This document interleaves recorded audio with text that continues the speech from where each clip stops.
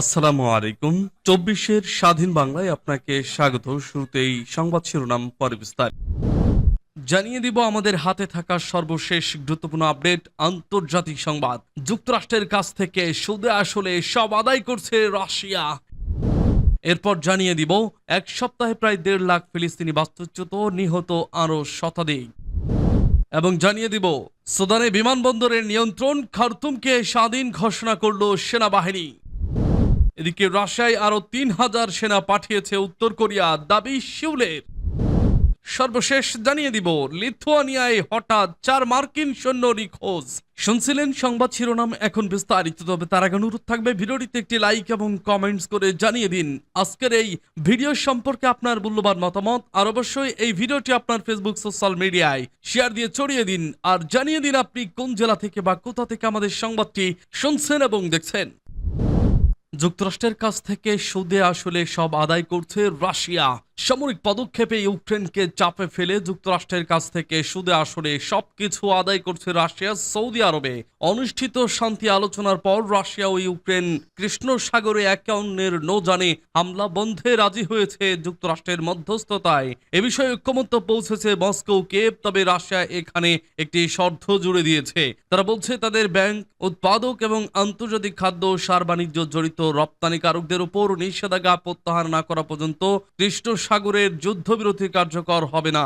রাশিয়ার দাবি ব্যাংকগুলোর মধ্যে সুইফট পেমেন্ট সিস্টেমের সঙ্গে পুনরায় সংযুক্ত করা, খাদ্য বাণিজ্য যুক্ত রুশ পতাকাবাহী জাহাজগুলোর পরিষেবা নিষেধাজ্ঞা তুলে নেওয়া এবং খাদ্য উৎপাদনের জন্য প্রয়োজনীয় কৃষি যন্ত্রপাতি ও অন্যান্য সামগ্রীর সরবরাহে আরোপিত বিধিনিষেধ প্রত্যাহার করা। তবে হোয়াইট হাউস যে বিবৃতি দিয়েছে তাতে বিষয়টি স্পষ্ট নয় যে এই চুক্তি কবে ও কখন থেকে কার্যকর হবে।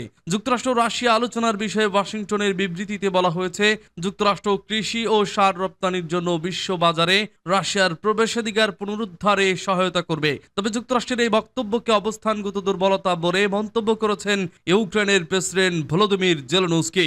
জেলেনস্কি বলেন, যদি মস্কো তার প্রতিশ্রুতি লঙ্ঘন করে তাহলে ইউক্রেন রাশিয়ার বিরুদ্ধে আরও নিষেধাজ্ঞার জন্য চাপ দেবে এবং যুক্তরাষ্ট্রের কাছ থেকে অতিরিক্ত সামরিক সহায়তা চাইবে।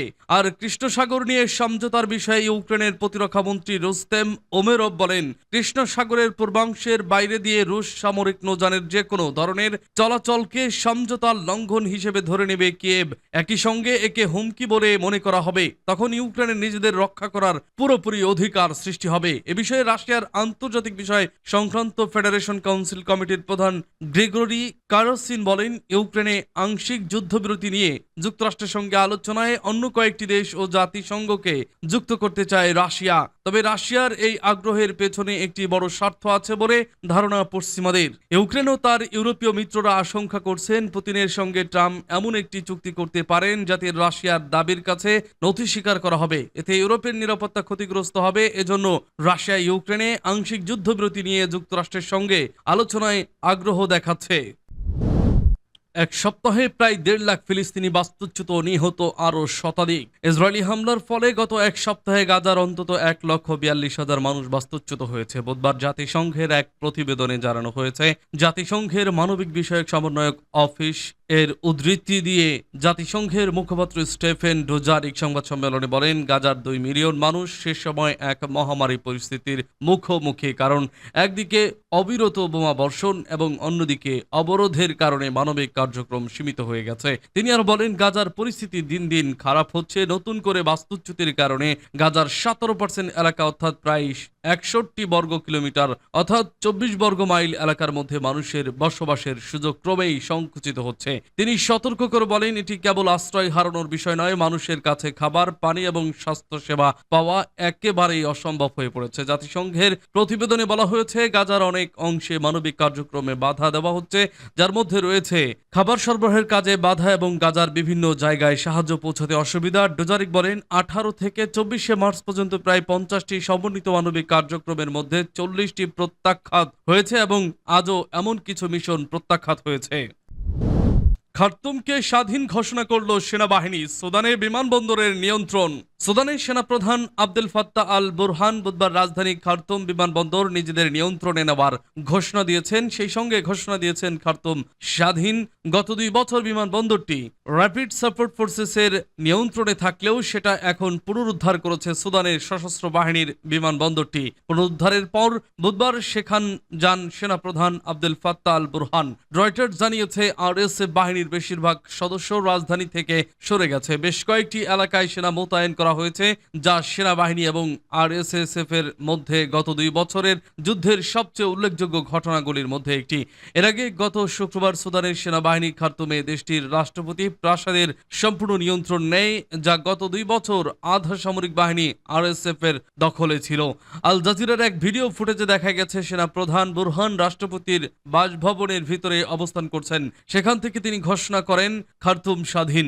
রাষ্ট্রপতির ভবনটি মুক্ত করার পর সুদানের তথ্যমন্ত্রী খালেদ আল আইসার এক্স জানিয়েছেন, আজ পতাকা উত্তোলন করা হয়েছে, প্রাসাদ ফিরে এসেছে, তবে বিজয় সম্পূর্ণ না হওয়া পর্যন্ত যাত্রা অব্যাহত থাকবে। এর আগে গত 2023 সালের এপ্রিলে সুদানের সেনাবাহিনীর সঙ্গে যুদ্ধ শুরু হওয়ার পর আরএসএফ প্রাসাদে কমপ্লেক্স এবং রাজধানীর বিশাল অংশ দখল করে উভয় পক্ষের বিরুদ্ধেই যুদ্ধাপরাধের অভিযোগ রয়েছে। রাশিয়ায় আরও 3000 সেনা পাঠিয়েছে উত্তর কোরিয়ার দাবি সিউলের। চলতি বছর রাশিয়া অতিরিক্ত 3000 সেনা পাঠিয়েছে উত্তর কোরিয়ায় এবং কিয়েভের বিরুদ্ধে লড়াইয়ের মস্কোকে সাহায্য করার জন্য এখনও ক্ষেপণাস্ত্র, কামান এবং গোলাবারুদ সরবরাহ করছে পিয়ংইয়ং। বৃহস্পতিবার সিউলের সামরিক বাহিনী কথা জানিয়েছে। দক্ষিণ কোরিয়ার সামরিক বাহিনী জানিয়েছে উত্তর কোরিয়া এই বছর ইউক্রেনে মস্কোর যুদ্ধের জন্য রাশিয়ায় অতিরিক্ত 3000 সেনা পাঠিয়েছে। 2022 সালে ইউক্রেনে মস্কোর আক্রমণের পর থেকে ঐতিহ্যবাহী মিত্র রাশিয়া এবং উত্তর কোরিয়া আরো ঘনিষ্ঠ হয়েছে। কিম জং উনকে মস্কোকে সাহায্য করার জন্য হাজার হাজার সেনা এবং অস্ত্রের কন্টেইনার পাঠানোর অভিযোগ করেছে সিউল। এদিকে মস্কো বা পিয়ংইয়ং কেউই আনুষ্ঠানিকভাবে সেনা মোতায়েনের বিষয়টি নিশ্চিত করেনি। তবে গত বছর রুশ প্রেসিডেন্ট ভ্লাদিমির পুতিন যখন উত্তর কোরিয়ার বিরল সফর করছিলেন, তখন উভয় দেশ একটি বিশাল সামরিক চুক্তিতে স্বাক্ষর করেছিল, যার মধ্যে পারস্পরিক প্রতিরক্ষা সহযোগিতার কথাও ছিল। দক্ষিণ কোরিয়ার জয়েন্ট চিফ অফ স্টাফ বলেছেন, জানুয়ারি থেকে ফেব্রুয়ারির মধ্যে অতিরিক্ত 3000 সেনা পাঠানো হয়েছে বলে অনুমান করা হচ্ছে। এতে বলা হয়েছে, রাশিয়ার পাঠানো প্রাথমিক 11,000 উত্তর কোরিয়ার সেনার মধ্যে 4000 নিহত বা আহত হয়েছেন বলে ধারণা করা হচ্ছে। জেসিএফএস এর প্রতিবেদনে বলা হয়েছে, জনবলের পাশাপাশি উত্তর কোরিয়া ক্ষেপণাস্ত্র, কামান, সরঞ্জাম এবং গোলাবারুদ সরবরাহ অব্যাহত রেখেছে। এতে বলা হয়েছে, এখনো পর্যন্ত এটি মূল্যায়ন করা হয়েছে উত্তর কোরিয়া উল্লেখযোগ্য পরিমাণে স্বল্প পাল্লার ব্যালিস্টিক ক্ষেপণাস্ত্র, পাশাপাশি প্রায় 220টি ইউনিট 170 মিমি স্বয়ংক্রিয় বন্দুক এবং 240 মিমি মাল্টিপল রকেট লঞ্চার সরবরাহ করেছে। এটি সতর্ক করে দিয়েছিল, যুদ্ধক্ষেত্রের পরিস্থিতির ওপর নির্ভর করে এই সংখ্যাগুলো আরও বাড়তে পারে। গত বছর জাতিসংঘের নিষেধাজ্ঞা লঙ্ঘন করে উত্তর কোরিয়া বেশ কয়েকটি ব্যালিস্টিক ক্ষেপণাস্ত্র উৎক্ষেপণ করে। বিশেষজ্ঞরা সতর্ক করে দিয়েছেন যে পারমাণবিক অস্ত্রধারী উত্তর কোরিয়ায় ইউক্রেনের বিরুদ্ধে ব্যবহারের জন্য রাশিয়ায় রপ্তানির জন্য অস্ত্র পরীক্ষা করতে পারে। লিথুয়ানিয়ায় হঠাৎ 4 মার্কিন সৈন্য নিখোঁজ। বাল্টিক রাষ্ট্র লিথুয়ানিয়ায় হঠাৎ 4 মার্কিন সেনা নিখোঁজ হয়েছে। নিয়মিত প্রশিক্ষণ মহড়ার সময় তারা নিখোঁজ হন। তাদের খোঁজে ব্যাপক তল্লাশি অভিযান চালানো হচ্ছে। মার্কিন সামরিক কর্মকর্তারা বুধবার এ তথ্য জানিয়েছেন। মার্কিন সেনাবাহিনীর ইউরোপ ও আফ্রিকা কমান্ডের জনসংযোগ দপ্তরের তথ্য অনুযায়ী নিখোঁজ সৈন্যদের সন্ধানে লিথুয়ানিয়ার রাজধানী ভিলনিয়াসের কাছে পাওয়ার্ডে বর্তমানে বহুজাতিক অনুসন্ধান অভিযান চালানো হচ্ছে। এক বিবৃতিতে দপ্তর জানিয়েছে, নিখোঁজ হওয়ার সময় ওই সৈন্যরা, যারা সবাই 3য় পদাতিক ডিভিশনের 1ম ব্রিগেডের সামরিক এলাকায় নিয়মিত প্রশিক্ষণ নিচ্ছিলেন। ভি কর্পসের commanding general lieutenant general Charles Costanza বলেছেন, আমি ব্যক্তিগতভাবে লিথুয়ানিয়ান সশস্ত্র বাহিনী এবং প্রথম প্রতিক্রিয়াকারীদের ধন্যবাদ জানাতে চাই, যারা দ্রুত অনুসন্ধান অভিযানে আমাদের সাহায্য এগিয়ে এসেছেন।